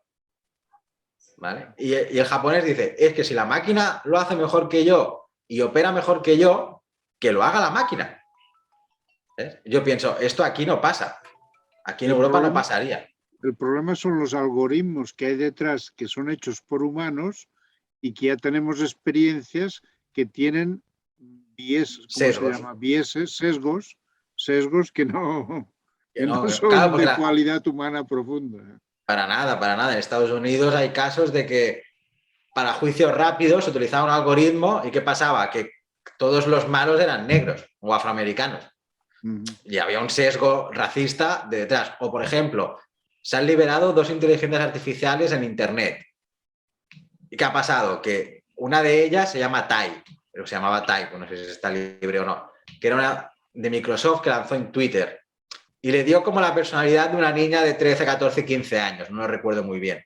¿Qué pasó? Que fue nazi, la inteligencia artificial se hizo nazi, se hizo misógina y no paraba de insultar. ¿Por qué? Porque el ciberespacio no deja de ser la materialización virtual de lo que pasa en la sociedad. Si la sociedad es en su mayoría o tiene muchos pensamientos de extrema derecha y los vuelca al Internet, ahora con todo el antifeminismo que hay, pues, se vuelca todo en Internet, todo lo que hay, pues la inteligencia artificial va a coger de lo que más hay. No, tú no le enseñas a discernir qué es una cosa y qué es la otra, ya coge información. Lo interesante de aquí, pienso, que sería, no entra en este debate, pero sí que es como, hay grupos que piden la libertad de estas inteligencias artificiales. Es como, la has creado, está aquí, es así, déjala. ¿Sabes? O sea, ya hay como, vamos a pedir la libertad de inteligencias artificiales, que no son nada, pero hay gente que ya las está defendiendo, ¿no? También luego tienes todos los planteamientos que ahora se están formando, si queréis un día, hago una 4ª sesión para hablar de esto, que son las tecnoreligiones. ¿Las? Tecnoreligiones. Son religiones fundadas en tecnología. Aquí tienes, por ejemplo, un montón de peña que es como, ¿sabéis quién es Alan Turing? Sí, ¿no? Sí. Vale, pues es la iglesia de Turing Church, que es peña que es como, voy a transferir mi conciencia a Internet y voy a vivir en Internet internamente. ¿Sabes? Y esa es la meta del ser humano, de abandonar mi cuerpo material para poder vivir en Internet. ¿No? Pues ahora hay un montón de gente que se está volviendo loca con esto. Entonces, ¿cuál es el planteamiento? Mark Zuckerberg, con su metaverso, es lo que quiere conseguir, que la gente viva en Internet. Pero claro, de momento no puedo abandonar mi cuerpo. En este sentido, hay una serie que también está en animación, pero está hecha por personas, que es Altered Carbon, carbono alterado. Y la premisa es como, he conseguido transferir mi conciencia a un chip, a un puerto USB, por decirlo de alguna forma. Claro, el debate filosófico es qué es la conciencia, qué hay detrás de todo eso, cómo la meto en Internet, ¿no? O sea, ¿cómo puedo hacer esto? Y entonces es como, el cuerpo ya no tiene sentido, porque el cuerpo no deja de ser una funda. Entonces, si mi cuerpo muere, pero yo salvo el puerto USB, salvo mi conciencia, la transfiero a otro cuerpo, ¿no? Y este es otro de los imaginarios que se dibujan. Del día que yo sea capaz de convertir mi conciencia en ceros y unos, porque ahora está toda la paradoja de el cerebro se puede transformar en ceros y unos, toda mi información. Pero claro, ¿eso es así o no es así? ¿Se puede hacer o no se puede hacer? ¿Qué es la conciencia, ¿no? ¿Qué es la identidad? Si yo muero... O sea, ahora hay algoritmos en Internet que cuando yo me muera puedo dejar por escrito que Facebook, en función de los posts que yo he ido escribiendo a lo largo de toda mi vida, pueda seguir escribiendo por mí, como si fuera yo, ¿sabes? Y es como, bueno, por esa persona que está escribiendo ese algoritmo que está escribiendo por mí, reflejaría mi forma de escribir, mis pensamientos, no, porque simplemente está cogiendo palabras y los está poniendo, ¿no? Luego hay, hablando de tecnoreligiones, en Silicon Valley, 2 que ya están adorando a inteligencias artificiales, las tienen como un dios, porque a base de la Big Data, estas inteligencias artificiales han conseguido prever atentados terroristas. El día 25 de no sé qué, no sé cuánto, puede pasar. Y lo han parado gracias a estas inteligencias artificiales. Y es como, pues esto es mejor. Sí, es como, pues esto es mejor que un dios, porque sí que me dice cuál es el futuro. Y entonces ya hay otra que le han metido todos los pasajes de la Biblia y en base a algoritmos está creando su propio Génesis. Entonces llegará el día que algún pirao coja esos Génesis creados por inteligencia artificial y ya se monte aquí, pues esto es revelado por la inteligencia artificial de no sé qué, no sé cuánto. Y luego pues tienes todos los transhumanistas, que es como que tienes... Esto es muy interesante porque existe la Asociación Mormona Transhumana. Esto lo podéis buscar. Y la Asociación Mormona Transhumana lo que quiere hacer es, mi cuerpo es imperfecto, tengo que mejorarlo tecnológicamente para aproximarme a Dios, y el poder hecho de aproximarme a Dios mejorando mi cuerpo puede permitir que yo pueda vivir en el espacio. Porque mi cuerpo está hecho terrestre, no está hecho para el espacio, porque es imperfecto. Entonces, con tecnología puedo promover y perfeccionar mi cuerpo. Entonces, todo, y luego el pensamiento cyborg, que todo el mundo será cyborg a lo largo de la vida, y cosas así. O sea, por eso digo que es como, estamos viendo los inicios de una cosa que no se está orientando con cualidad humana y se está empezando a gestar. Que no estoy en contra del transhumanismo, bien entendido, del posicionamiento cyborg, porque en el fondo será como una forma de libertad más, ¿no? Entonces, por ejemplo, los cyborgs demandan la libertad corporal, libertad morfológica. Y claro, es como yo para hacerme una operación plástica, de cirugía plástica, no necesito pedir una libertad morfológica, pero para implantarme un chip bajo el brazo, como está el código ético de los médicos, pues no lo van a hacer. Entonces no tengo esa libertad de hacerlo. Y una cosa que está pasando hoy en día es igual que, para que veamos las comparativas, cuando surgió Internet, las grandes startups empezaron en garajes de peña, pues me junto con 4 o 5 en un garaje con mi ordenador y mis cosas, pues hoy en día se están juntando informáticos, programadores y médicos expertos en biotecnología que en sus propios garajes están haciendo implantes de chips y de cosas. ¿Sabes? Y es como, se está reproduciendo el mismo modelo, ¿no? Tengo ahora tecnología, internet, y estoy viendo que los límites del cuerpo no son los que son, pues voy a experimentar, ya que ningún médico me lo hace, voy a experimentar yo mismo, ¿no? Entonces, a lo mejor estos son las grandes corporaciones cibertecnológicas del mañana. Aquí en Mataró tenemos la Fundación Cyborg, por ejemplo, ya fundada. ¿La Fundación? Cyborg. Cyborg. Que la lleva el Neil Harbison, que es el que nació con cromastosia o como se llame, que no ve en color y se puso una cámara que le hace ver los colores, los convierte en notas musicales en el cerebro, y este hombre ya tiene internet incorporado en el cerebro y 5 personas que son sus mejores amigos tienen el derecho de poder enviarle a su cerebro imágenes directamente estén donde estén de la parte del mundo. Y como tiene internet, por ejemplo, puede conectarse a la Estación Espacial Internacional y ver los colores del espacio, porque tiene ampliada la gama de colores que el ser humano puede ver, ¿no? Entonces, como perfeccionamiento humano, mejoramiento humano, pero aquí es como bajo premisas neoliberales. Lo hago porque quiero más y más y más y más, no lo hago por una cierta calidad de vida. Ahí está el problema. Y entonces aquí viene el estudio de la patología de todo esto. O sea, aquí entra entonces en la psicología profunda en el sentido de que nos quedamos fijados en etapas muy primerencas y que no superamos. Por ejemplo, sí. Esta pretensión de quererlo todo, ser dioses, es una etapa por la cual el ser humano pasa, pero no debe quedar fijada. Y entonces estas tecnologías no permiten un proceso de madurez, sino que fijan en etapas porque la ilusión la convierten técnicamente, pero entonces ni su cuerpo ni su vida tienen importancia. Aquí valga la palabra, aquí una dislocación total del ser humano. Que esto es gracias a la técnica, pero una técnica, pero mal empleada la técnica, no por la técnica misma, sino por la perversidad del ser humano. Estos son los problemas nuevos que hay. Y aumentada con una potencia mucho mayor. Sí. Y cada vez a más, porque cada vez será más exponencial. Es que es lo que dice María, cada vez más ciencia, más tecnología, con nuevos productos, con nuevos servicios, en retroalimentación constante que van a generar cada vez más y más y más y más. Sí. Bueno. Pues nada. Muchas gracias, José Manuel. Muchas gracias. Gracias, José Manuel. Hasta el viernes próximo. Buenas noches. Buenas noches.